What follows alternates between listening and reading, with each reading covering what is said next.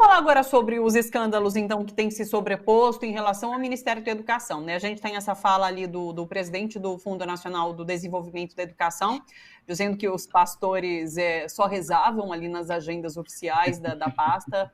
É muito interessante. E num outro momento, inclusive, dessa mesma oitiva ali no Senado, ele disse que os pastores, inclusive, indicavam os nomes. Ele se contradiz, porque ele fala que eles só rezavam, mas depois ele afirma que eles indicavam os nomes dos prefeitos que participariam da reunião do Fundo Nacional, porque daí o presidente teria que alocar os técnicos necessários ali. Enfim, então há uma participação grande. E, ao mesmo tempo, Jair Bolsonaro, via o ministro general Heleno, né, coloca sigilo nas agendas de Bolsonaro com os pastores, né? O que cheira tanto a confissão de culpa, né? Porque você colocar sigilo... O governo Bolsonaro é muito... ele tem essa aversão à transparência, é incrível, né? E é claro que isso soa pessimamente para a gente, não sabendo do que se trata aquilo, é claro que para mim parece muito confissão de culpa. Mas, enfim, quero te ouvir sobre isso também. O depoimento desse caboclo é que é isso, é comissão de educação, não é uma comissão parlamentar de inquérito. Então o cara fala e pronto. Ele não pode ser inquirido com mais... Fora a ironia do Randolph, então eles foram lá para oração. Tá bom, foi oração, né? Eles oraram sobre o quê? Ficou legalzinho do Randolph. Foi muito bom. Mas não tem muito como colocar o sujeito na parede. Né? É diferente de uma comissão parlamentar de inquérito que pode até ter ordem de prisão, né? Por falso testemunho, né? Por debochar da comissão e tal. O depoimento é grotesco, né? Porque já tem um acúmulo de informação. O Ministério da Educação, o MEC, virou um balcão de negócios. A sujeira lá é muito grande. Esse negócio agora de orçamento secreto, emendas parlamentares com o Fundo Nacional de Desenvolvimento, isso é muita grana. Muita grana. Então, já tem vários prefeitos que falaram, não, cobrou barrinha de ouro, cobrou 15 mil, 20 mil, 45 mil. Então, esse cara fala que eles foram lá, os dois pastores, o Ariovaldo, não é isso? Não. Arilton Moura e o Gilmar Santos. E o Gilmar, que eles foram lá para orar, só se for para orar para o bolso. Orar para o bolso. É muita patifaria. Agora é isso, né, Thalita? É que nem você diz, já está... acaba reconhecendo a culpa. O Bolsonaro, ele é a cara da ditadura militar. A ditadura militar que o Mourão, que o Heleno representa muito bem, né, veio dessa época, veio da época das torturas, dos assassinatos, da perseguição da ditadura militar, né? O Heleno agora no Gabinete de Segurança Institucional, é a cara da ditadura. O que a ditadura fazia? A ditadura falava, não, vamos acabar com a corrupção. O que eles acabaram foi com a denúncia de corrupção. Porque eles censuraram a imprensa, eles caçaram mandatos parlamentares, eles fecharam o Congresso Nacional, eles levavam para a cadeia quem fazia denúncia de corrupção, levavam para tortura, para choque elétrico, para pau de arara, eles matavam. Então, a corrupção existia, a corrupção estava lá, estava na Transamazônica, Ponte Rio-Niterói, Angra dos Reis, estava lá a corrupção. No bom viver dos generais, que naquela época ainda não tinha Viagra, né? No bom viver dos generais, estava lá a corrupção, só que ficava calado, não se fala nisso. Porque se falar, vai preso, se falar, fecha o sindicato, se falar, censura, persegue, mata. Eles estão fazendo, não é a mesma coisa da ditadura, mas é no mesmo rumo, sigilo. O Bolsonaro só decreta sigilo, ele decretou sigilo sobre o cartão corporativo, ele que disse que não ia usar cartão corporativo, decretou sigilo. E sempre com esse argumento tacanho que é em função da segurança da família. Que segurança da família é essa? Que esse porcalhão desse general Gagá, Heleno, fala? Que segurança? Aí decreta sigilo de cartão corporativo, decreta sigilo de acesso ao Palácio do Planalto e ao Palácio da Alvorada, quando começaram as denúncias do 04, do Jair Renan, sigilo. Né? Sigilo do Pazuello, o que o Pazuello fez no Ministério da Saúde? Sigilo, tudo sigilo. Então é a mesma coisa da época da ditadura. Né? não com o grau de radicalidade que teve a ditadura. Mas é o mesmo espírito, não tem transparência nenhuma. Não é que não tenha corrupção, tem muita corrupção. O que se faz é abafar a corrupção. Agora, esse no meu entender, Thalita, esse é um dos pontos mais débeis do governo Bolsonaro. Era o que a gente talvez devesse explorar mais, né?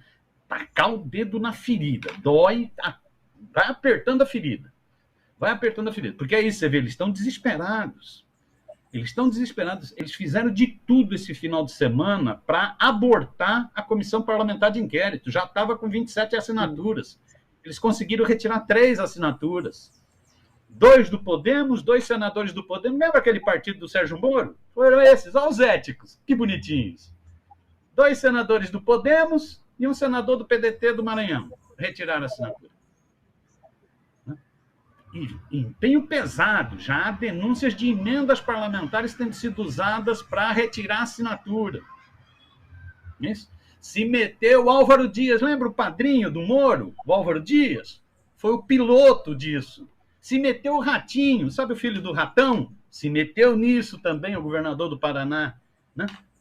Então, jogo pesado para evitar a CPI. Porque eu acho que esse é um dos calcanhares de Aquiles, eu diria, né? Entre outras coisas, o Bolsonaro se elegeu em cima de 3 grandes bandeiras, entre outras. Foi a bandeira da economia, recuperar a economia estava em dificuldade, estava enfrentando um processo recessivo, então ele veio com esse discurso da economia, porque a economia pesa muito eleitoralmente, como dizia um assessor do Bill Clinton, é a economia estúpida, ela pesa muito, porque é a vida das pessoas. Então, ele veio com o discurso da recuperação da economia, ele veio com o discurso da segurança e ele veio com o discurso da corrupção. Essas foram as 3 grandes marcas da campanha do Bolsonaro. Né? Era economia, arminha, corrupção. Né? Toda aquela onda midiática de estigmatização da esquerda, satanização da esquerda, escandalização da política, né? Ajudou o Bolsonaro nesse discurso. Ele está perdendo os 3 discursos. Na economia, a economia só está afundando. Saiu agora, a Folha publicou hoje, né? A inflação para cesta básica subiu de 13 para, eu não estou com os números precisos aqui, no acumulado do ano, de 13 para 21%. Né? Então, é um baita crescimento, e é exatamente no que as pessoas necessitam. Né? Então, subiu. A economia está quebrada. A segurança, as pessoas estão vendo na rua. O que houve foi um aumento de violência policial, principalmente contra pobres, pretos e periféricos. Violência policial escancarada, corrupção escancarada. Não se resolve o problema da segurança assim. As cidades estão cada vez mais inseguras, cada vez com mais medo. Então, essa promessa também não funcionou. Agora, uma que ele fazia questão de se defender era na corrupção. Ele adora falar, meu governo não tem corrupção, meu governo não tem corrupção. Como se falando uma mentira tantas vezes assim, às vezes engana. Mas será que engana todo mundo o tempo todo?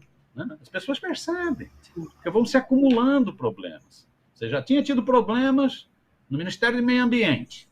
Denúncia de que o ministro estaria favorecendo... Isso não foi qualquer um que fez a denúncia. Foi o superintendente da Polícia Federal, que depois foi afastado. Olha aí como resolve o problema das denúncias de corrupção. Afastaram o superintendente da Polícia Federal do Amazonas. Né? Venda ilegal de madeira. Você já tinha essa. Aí você teve a gravíssima, na pandemia, do Ministério da Saúde. Aí, denúncia gravíssima. Aí você tem várias denúncias pintando. Mesmo esse secretário de Cultura, que agora é candidato a deputado federal, aquele ex-malhação da Globo, né? Aquele ator medíocre e secretário mais medíocre ainda, né? Mesmo o Mário Frias, tem denúncia contra ele. Já apuraram por que ele gastou aquela grana nos Estados Unidos, ele e o assessor dele.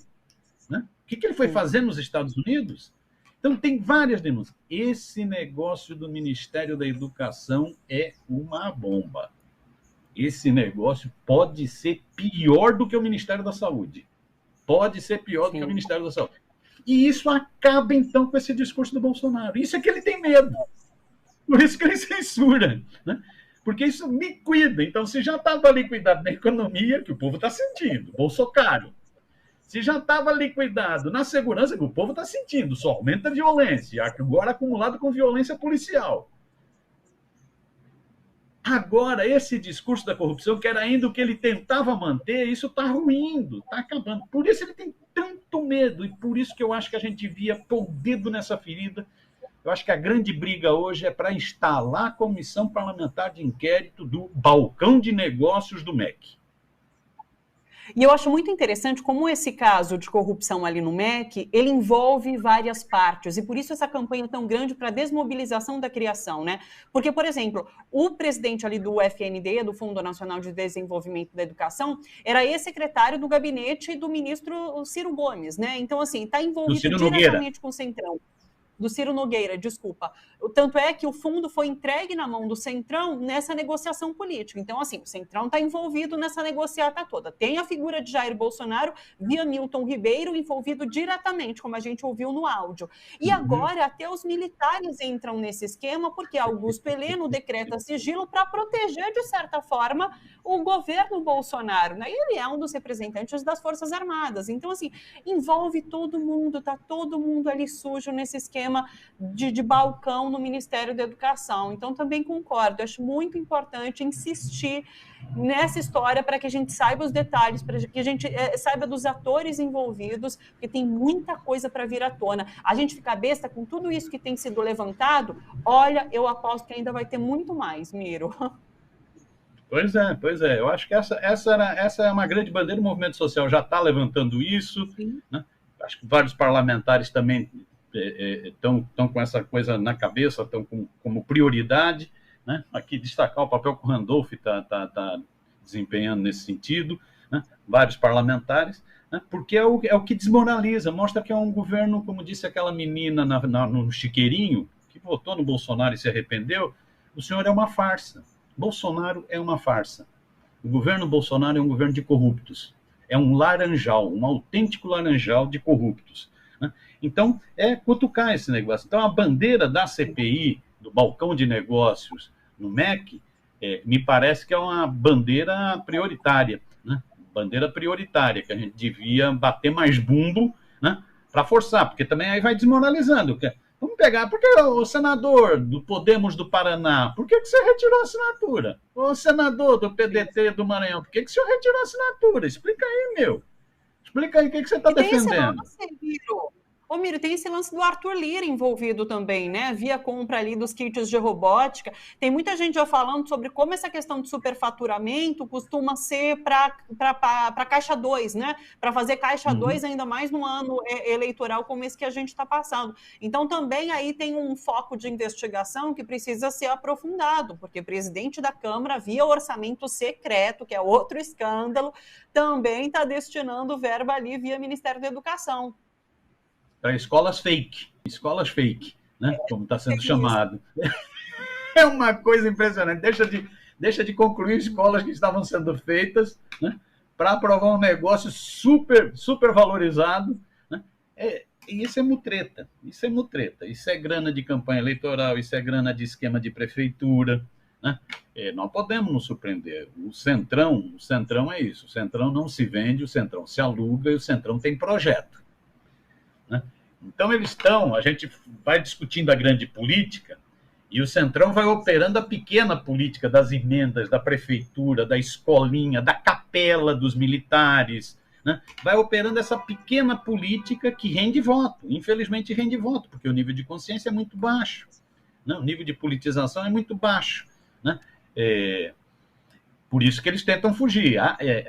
Uma investigação, a Comissão de Educação, você vê, só esse depoimento, né, que o Randolph ironizou, que é na Comissão de Educação da Câmara, do Senado, desculpa, né? Só isso já ajuda a mostrar que tem muita coisa, porque se os pastores estavam lá só para orar, tem alguma coisa estranha. Sim. Você imagina uma comissão parlamentar de inquérito nesse momento, convocando esses caras, podendo dar ordem de prisão, não é isso?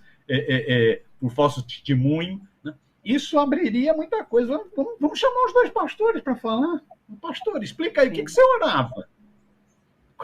O que você estava orando lá? Orando barra de ouro? Que diabo que você estava orando? Né? Então, isso permitiria ir mais fundo. E aí é isso que você diz, porque aí vai pegando as ramificações. E o Ministério da Educação, mais Ministério da Saúde, são ministérios com muita grana, porque o Brasil é muito grande, é muito dinheiro envolvido. E é dinheiro que diz respeito direto ao povo. Né? Então, isso, as pessoas sentem, que negócio é esse de pastor levando barra de ouro no Ministério da Educação? Isso não podia resultar em creche, em escola de melhor qualidade, em valorização dos professores? Não podia resultar nisso? Não, resulta em barra de ouro por pastor, entre 10 mil aspas. Né? Então, uma CPI nesse momento seria... Eles falam, não, é palanque eleitoral. Não, é que vai... A denúncia vem à tona, amigo. Tem que apurar. Vocês estão esperando passar a eleição para continuar fazendo a mesma coisa. Né? É isso que vocês estão esperando? Sim. Então, apure-se. Né? Vocês não dizem que eram... Vocês falavam que eram contra a corrupção. Então, vamos lá, vamos apurar. Queria tanto essas convocações dos pastores ali numa CPI. Ah, gente. Miro, muito obrigada por mais essa, viu? Beijo enorme, bom trabalho para você por aí. A gente volta a se ver na quarta. Beijo. Vamos orar para que saia a CPI, exemplo dos pastores. Um beijão. Orar não sei, mas que a gente vai martelar nesse tema, a gente vai, viu? Pode ficar tranquilo. Um beijo, Miro. Um beijãozão. Tchau, tchau. E muito da base evangélica, muita gente está despertando para isso. Muita gente da base evangélica está achando muito estranho. A gente está tentando uma entrevista para amanhã para falar sobre essa relação dos evangélicos com o governo Bolsonaro pós esses escândalos e o estremecimento dessa relação. Vamos ver se a gente vai conseguir. Já estou cantando a bola, pessoal. Amanhã talvez role aqui no Bom para Todos, tá bom? Beijo, Miro. Beijão. Bom trabalho. Tchau, tchau. Beijo.